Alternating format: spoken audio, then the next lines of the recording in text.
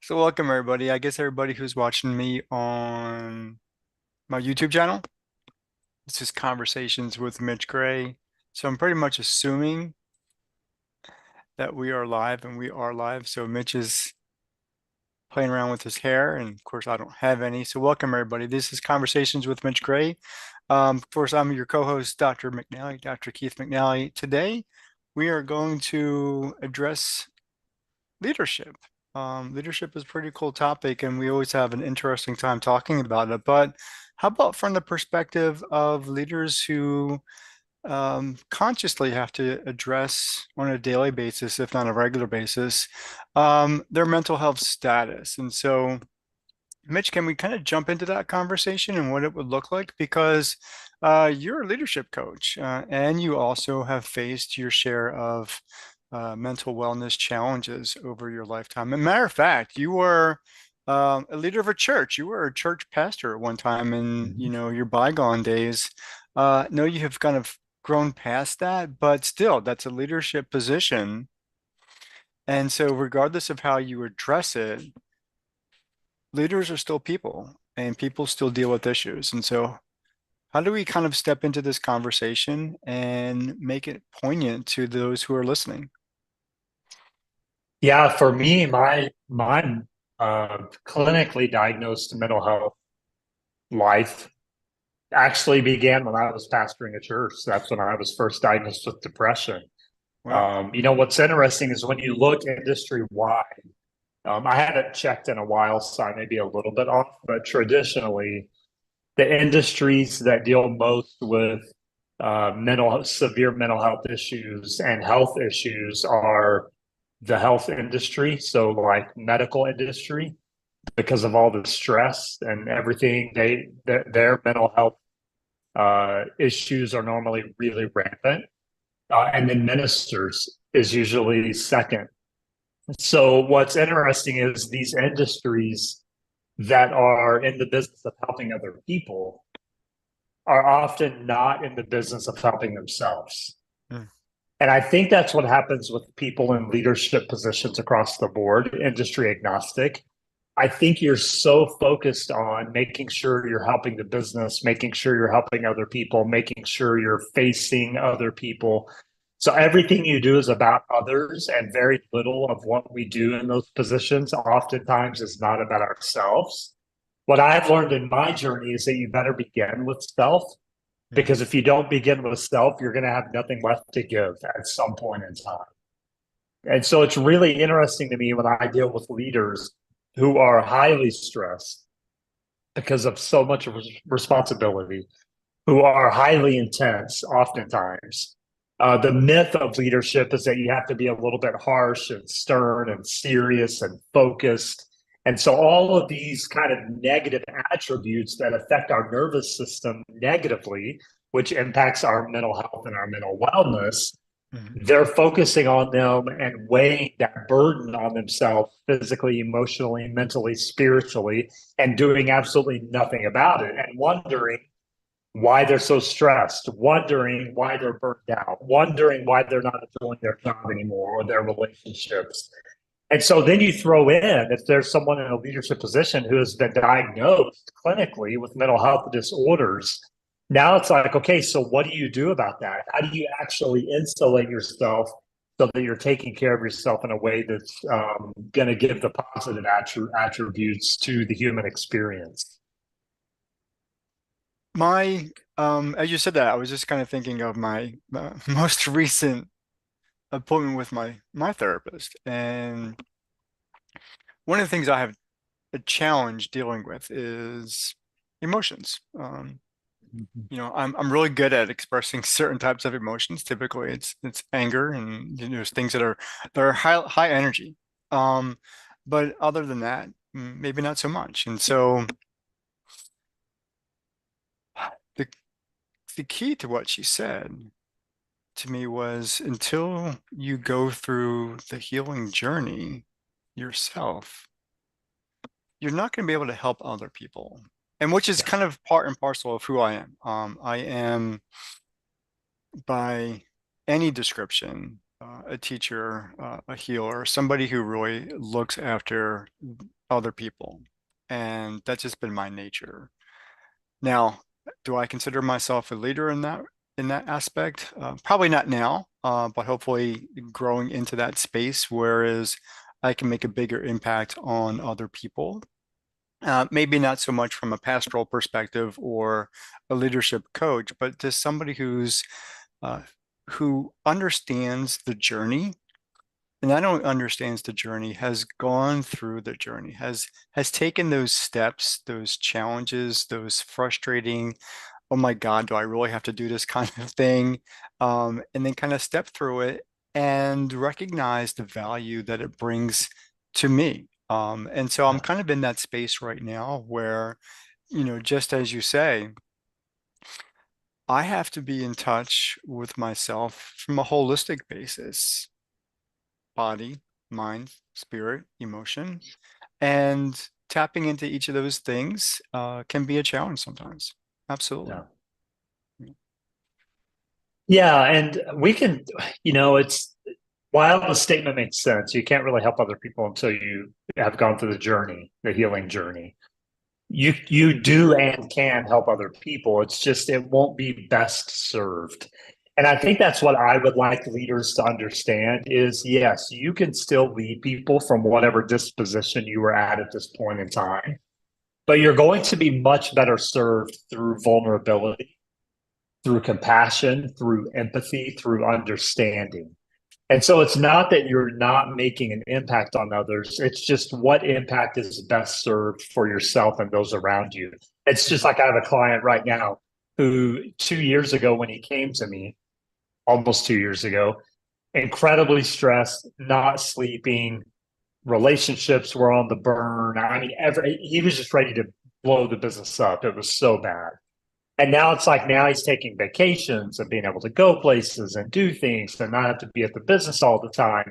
But it's because he focused on the things that really are important, and that is the development of people around him, Mhm, setting up systems that aren't dependent on him, that mhm. people can make decisions, and then himself focusing on those issues that he had not really ever focused on before.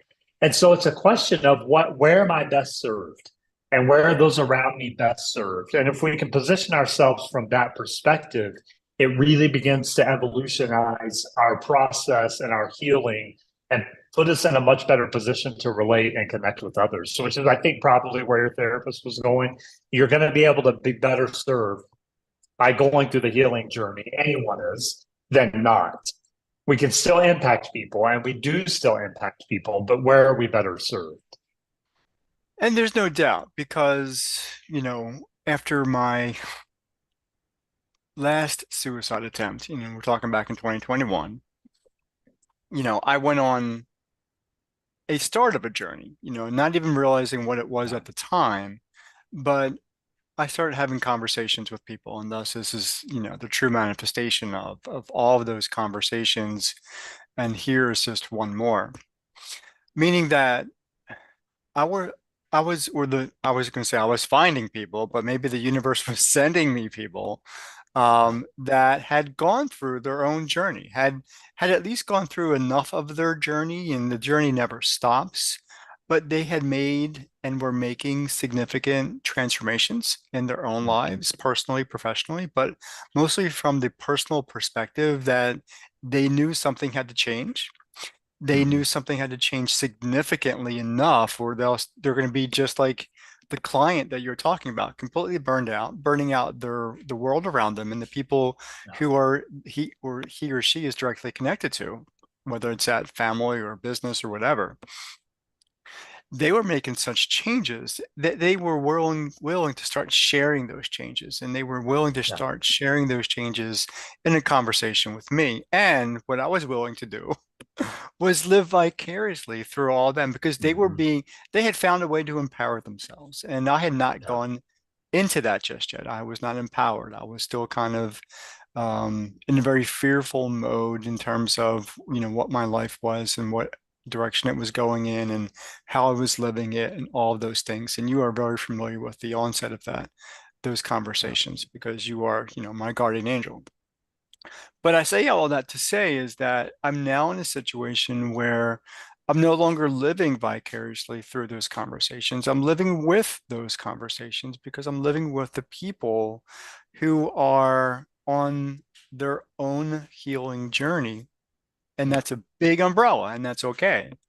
But they are, one, acknowledging it, and two, they are making steps continuously forward in that journey, never stopping, recognizing that every step they make forward, though challenging, Mhm. is significantly important. Yeah. Yeah. Vulnerability is an interesting thing because that's really what you're speaking to is people were willing to be vulnerable with you, with others about their journey.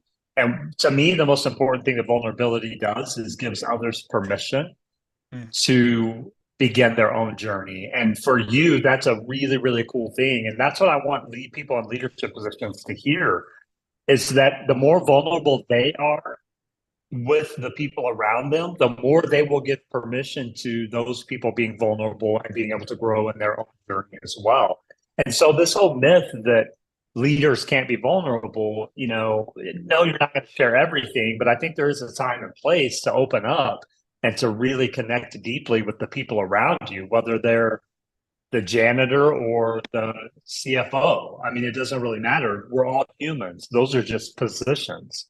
And so I think it's really important for leaders to understand that they can be vulnerable and connect with that testimony you just gave of how it gave you more and more permission with each story that you heard told.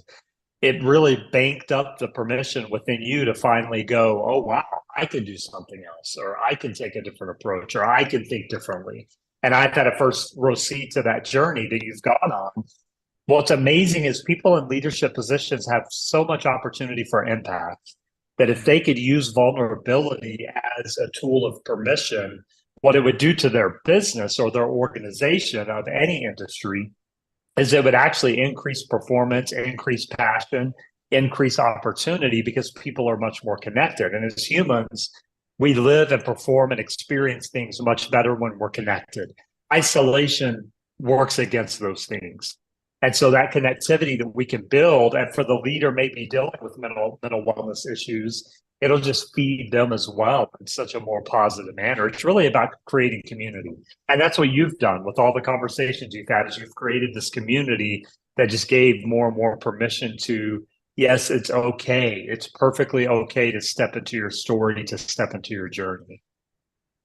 No, I have to add, just because it's significant in terms of this conversation and quite literally the conversations that I continue to have, is the male female dichotomy, Mm-hmm. meaning that women are more inclined to appreciate that vulnerability. And as a matter of fact, I do know women leaders and leadership coaches who specifically address that as part of their training, Mm-hmm. whether they're training men or women. Now, if I talk to a man in any of my conversations, to be quite honest, I've only had two men, maybe three, with you being included in that list, who are willing to accept that vulnerability should be a part of the conversation, even just a part of the conversation. The depth of that conversation is dependent on who that person is. But Mm-hmm. mostly men want to skirt over, or whatever the term I'm looking for, they want to dismiss the idea, or Mm-hmm. they are extremely uncomfortable with the idea of being vulnerable, and it's a sign of weakness. Now, of course, we're going to continue. We've covered this idea in the past in these conversations and outside of these conversations with Mitch Gray, but we'll continue to have these kind of conversations because the idea of vulnerability becomes so important because it makes us human. Yeah.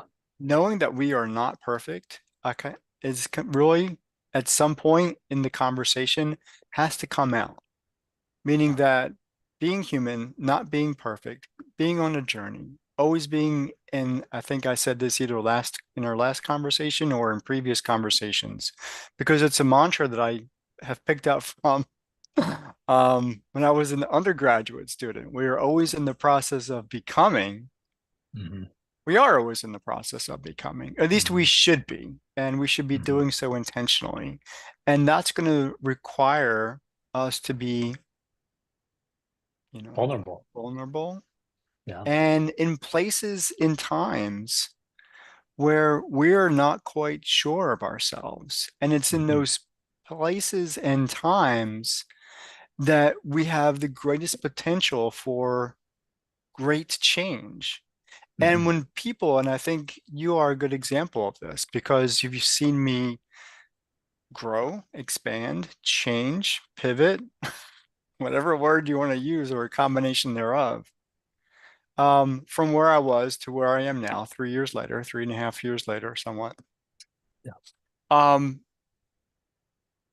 People around me say, you are such an inspiration. Now, I'm not trying to pat myself on the back or, give myself accolades, but I do get that from time to time, saying, you're such an inspiration, your message, and especially how you communicate now with other people that you are inspiring. And so I do this both intentionally and subconsciously because that's part of my nature and it's part of how I've healed the wounds that are inside of me. Now, of course, there are Hmm. more wounds to heal, Hmm. but it's very Hmm. much a process that I recognize to be true and valuable for me.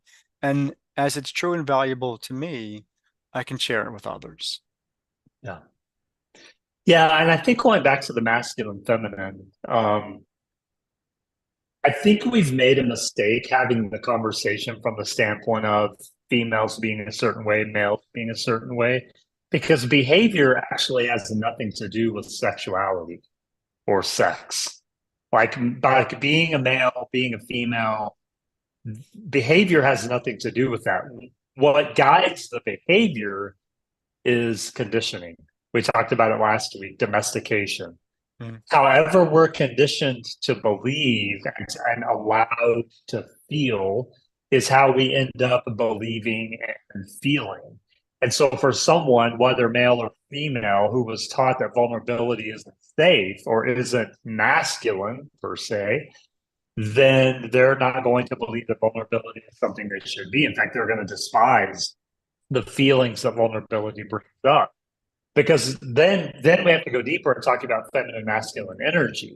So when we talk just simply from an energetic standpoint, which we're digging more deeper here, vulnerability is a huge part of both sides of energy, both feminine and masculine. And so, really, we have to at some point change the conversation, which is why you and I have the conversations we do, is so we can shift the conversation from saying, well, you're a boy, you're a male, so you can't be vulnerable. That's not how males, and I know we don't teach it in that specificity, but it is very much so. Well, that's what boys do, that's what girls do. We don't do that because we're boys, we don't do that because we're girls.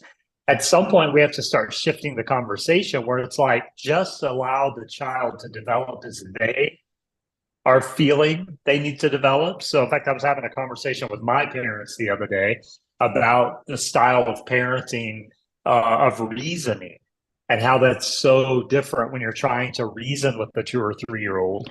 But the studies have shown that parents who are working through reason, their kids have a better aptitude toward understanding and reasoning and connection and acceptance versus the children maybe like you or I that were still brought up with physical abuse and spankings and things of that nature. The disciplinary, mm, it's this way, there's no other way. You're going to get punished physically and verbally because of it.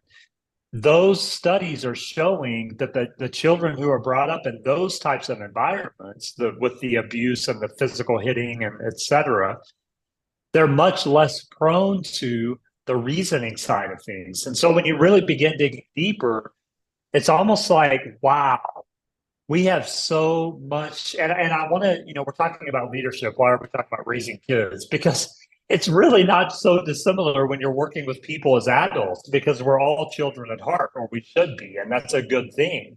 And so when we're talking about leaders, it's like, what are you using and how are you empowering your people and giving them permission rather than disciplining and rather than, emotionally abusing people around you and yourself, by the way.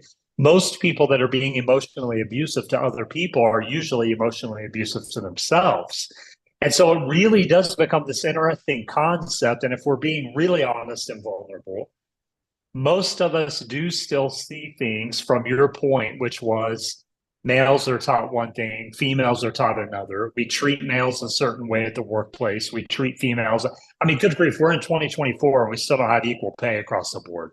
I mean, when we really start talking about it, it's like, yeah, we've done a huge disservice and an inhumane act by not really taking on this. What is it about energetically? And so I think you have a really valid point of giving that permission, of making sure we're not continuing these mythologies and really shifting that conversation. Well, Mitch, I appreciate this conversation as always. And one last thing, please talk to a leader who is watching, listening to this conversation right now. Give them some insight as to why vulnerability is vital to their leadership skill or their It leadership in builds it builds connectivity and it builds community and it gives people around you permission to be vulnerable and to connect. I promise you, try it. And if you need verbiage on it, if you need to know what to say, reach out to us, reach out to me specifically. I will teach you and give you a script because it isn't easy when you're beginning. But I promise you, I will lay $100 on the table and guarantee that if you try it time after time, repetition over time, it will build more connectivity and build more community. And with that, we're going to end this conversation. We thank you all for joining us again in Conversations with Mitch Gray. We'll see you next time. Take care.